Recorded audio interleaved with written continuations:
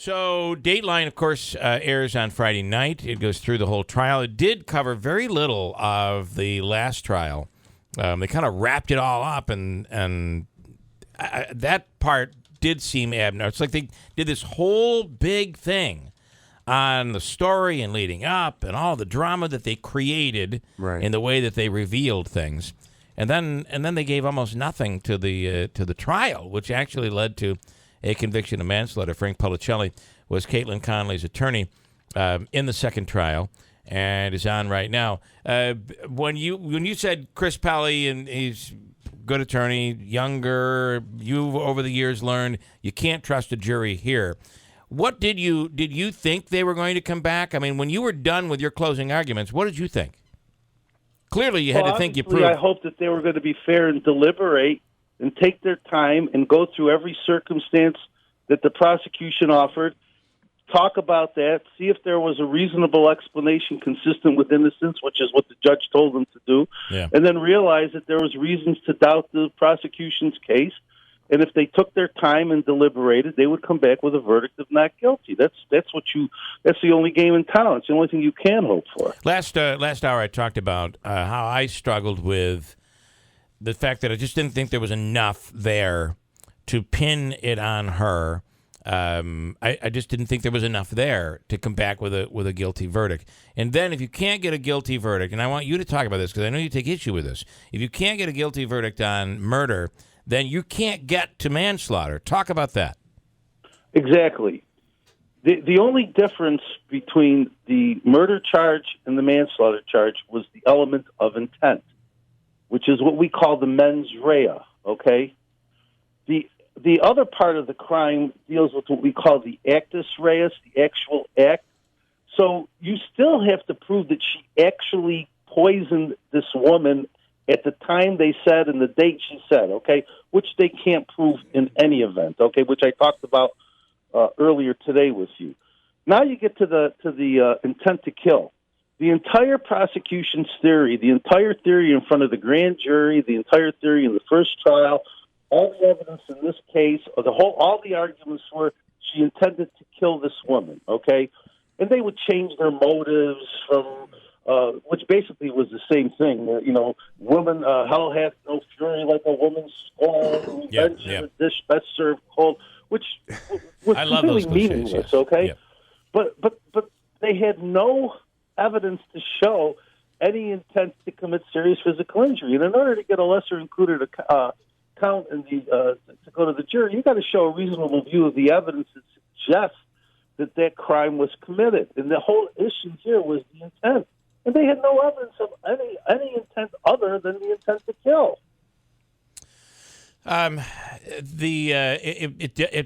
And again, it's difficult because they didn't they didn't talk about a lot of what came out of the second trial.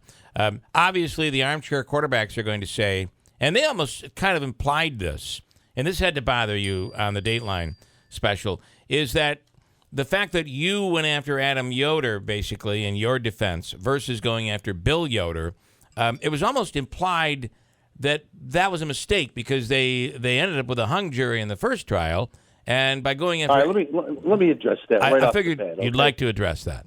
First of all, every witness who testified as far as Bill Yoder having some kind of an affair with Kathy Richmond before Mary died changed their story by the time the second trial came around, okay? Right. So somebody got to them, number one. You believe that this is important. You believe that someone got to them. Yeah, I believe that, no question about it. Who do you think? I don't. You don't know. Somebody. Bottom line is they changed their story, okay? Okay. So you got to deal with the cards you're dealt as a lawyer, okay? Mm-hmm. So going into the second trial, what's my job? My job isn't to find out who killed her, because I don't believe anybody did. I don't think there was ever a murder in this case in the first place. My job is to create reasonable doubt in the prosecution's case. Now, did I go after Adam Yoder? Yes, I went after Adam Yoder because his credibility was a big issue in this case, okay? Yeah. And in the first trial, they claimed that her motive was because Adam had broke up with her, which was as far from the truth as a frog is from feathers. She wanted to get away from him. She tried to get away from him because she was the victim of domestic violence. And if anybody paid any attention to my cross-examination of Adam Yoder with all the text messages, and by the way, I couldn't get in evidence all of Katie's text messages, okay? They wouldn't let, the judge ruled that was hearsay. I argued that even though it's hearsay, I have a right to present a defense under the Due Process Clause of the Constitution, and if it exculpates her, I have a right to present that to the jury, okay? Well, he denied that. All right, fine. So we cross-examined Adam Yoder. We established he's not credible. We established that he's admitted that he snaps, that he does things without thinking. So here's the other thing, okay? Everybody says, well, geez, when he keeps the bottle of Cold-Seed in his car? Yeah. Well, first of all, they say he wouldn't keep it in his car. But yet, if Katie's the murderer, she would keep it herself, right? So I guess what's good for the goose isn't good for the gander. I see what you're saying. So in the Dateline Special, the investigator said, well, if Adam Yoder was the murderer, and he's keeping the colchicine in the car under the passenger seat, and the police have asked him to come in because we want to question him, there's no way he would have brought it with him. There's no way he'd still have possession of it. First of all, the bottle was empty, okay? Second of all, his car was like a junk box, okay? It was. He had we saw that. everything in there for months to begin with. But okay? how do you determine? What do you say though when the investigators let me say? finish my point here, okay? Sorry, Frank. As to why he would still have that in the car, okay? Yeah. Okay. He was narcissistic. He wouldn't remember from one minute to the next. And if somebody's going to plant the bottle in there, why would you also plant the receipt, the gloves, the goggles, and the mask? Right. There was no mention of a reference of that. Right. No, that was in never. the Dateline Special. None at all. Yeah. Okay. So, but it is when we watched the testimony of Kaitlyn, it was hard to believe that Adam would say to her, "I did it. I put the colchicine. It's under your." It's not hard at all to believe because that's part of his controlling her. So okay? she's saying then that he was I'll pin this on you, so you better be careful. Listen, when you put things in context, if you know anything about abusive relationships, especially with a young girl like that and a guy that wants to be a pimp or have that pimp mentality, which we brought out on cross-examination with his art of seduction and his 48 points of power and how he could control and manipulate everybody, and he sends that in a text. I'm glad you brought that around because I was going to brought up on cross-examination. Yeah. Okay. So he goes out in his frenzy looking for the coldicine, looking for the supplements in the office. He tells Katie everything because he feels like he owns her, okay? And that's part of his control of her. And she was so scared of him. I mean, this was all there in evidence that people just glossed over because they wanted to find an alternative set of facts to deal with the facts that were right in front of their very eyes, okay? And they couldn't delve into it. They never talked to any of her family. They didn't investigate the issue of domestic violence. Right. Of her being abused by him and what a woman goes through when she is the subject of somebody like this who's so physically abusive and mentally abusive. So, yeah, people like that do tell their tales to people like her. I mean, you're not talking about somebody who's a reasoned, well-thought-out person. Right. He was a drug addict. He was an alcoholic. He didn't work. I mean, what do you expect of him, All right, well, these are all things, Frank, that we have to trust that came out in trial. I don't want to be getting into the middle of... I've got the transcripts to prove all this. Okay, all right. So I want to first of all, by the way, we found out that Adam Yoder is a Utica Club fan because there were Utica Club fans littered cans littered all over the car. Yeah. And they didn't blur those out, which I thought was interesting, probably because it had the word Utica on it. But you had said something that I have to question you more on, and that is you don't think anybody did this. You think that she was poisoned by mistake with no one's intent whatsoever, not Bill Yoder's, not Adam Yoder's. You believe that? I believe what was in the letter that Katie said to the police and what she said in her interviews, that what Adam did to his mother was reckless and not intended to kill her, but just to do something to get attention from her. Okay. And he probably forgot all about it.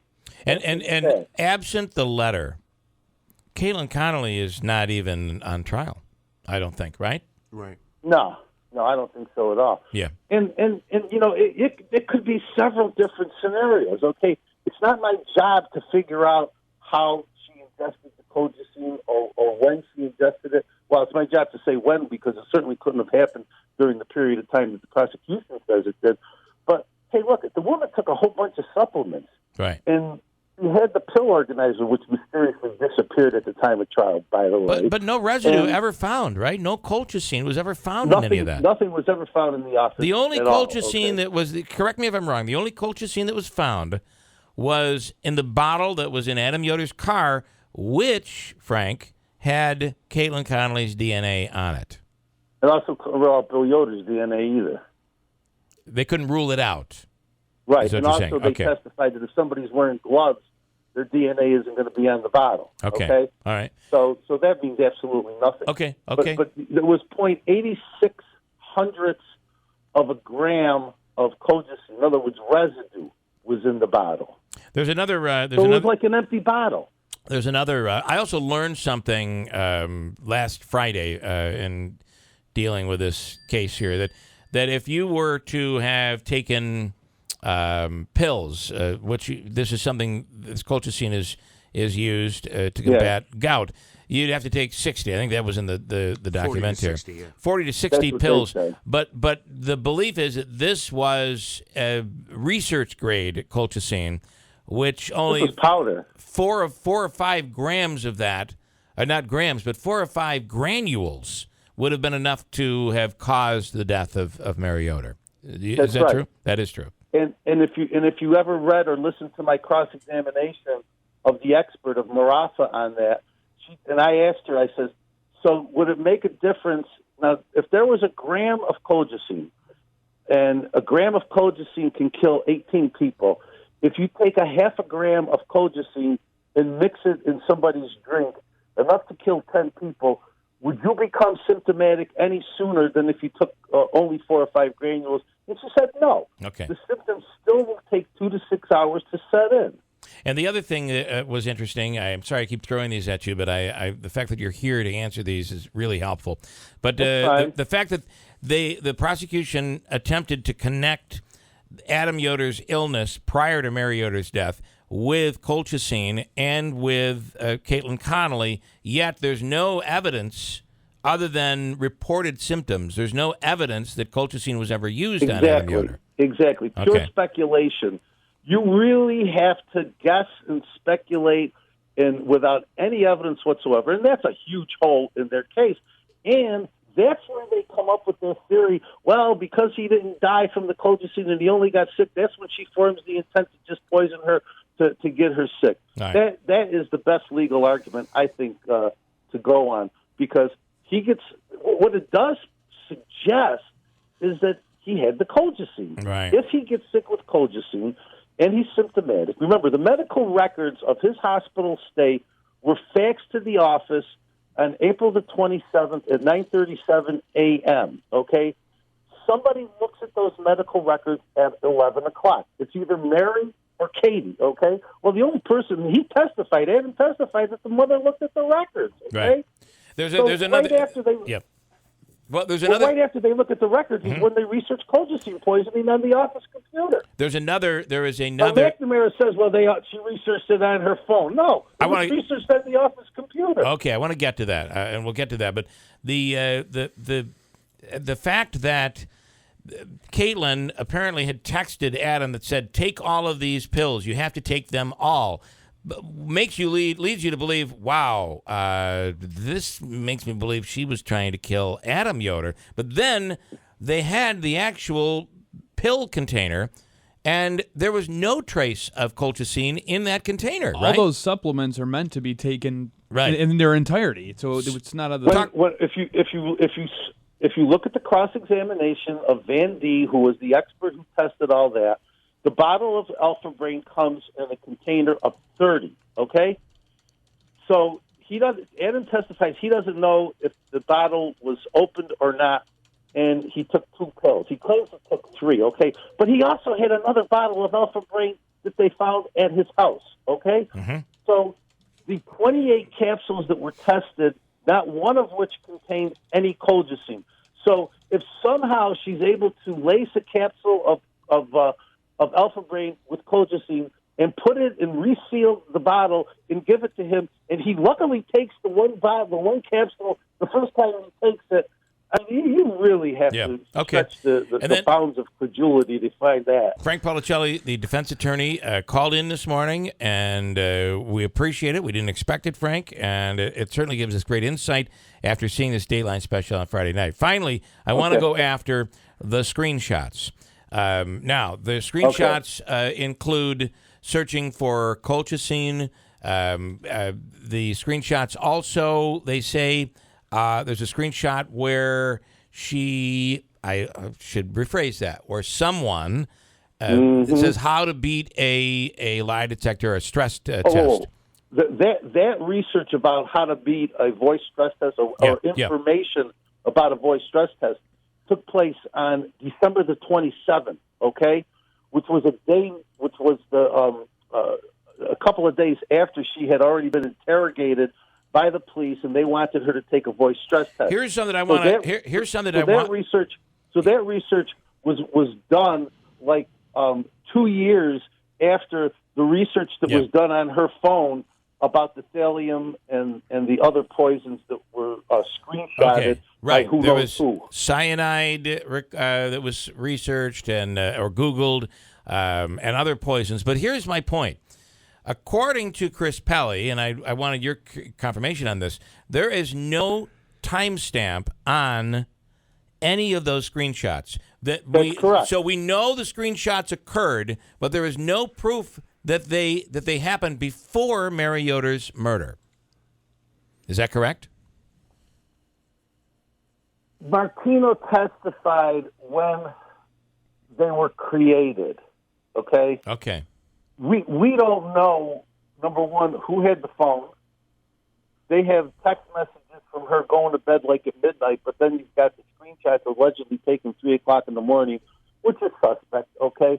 But screenshots of research that was done prior to when any motive to get the colchicine was ever hatched. Right. So the evidence itself is so remote, it's so confusing, it's so irrelevant to prove what? To prove an intent to kill or an intent, to get colchicine or an intent to get thallium. I mean, if you're shopping around for poisons, clearly colchicine is the last poison you're going to want to buy. Right.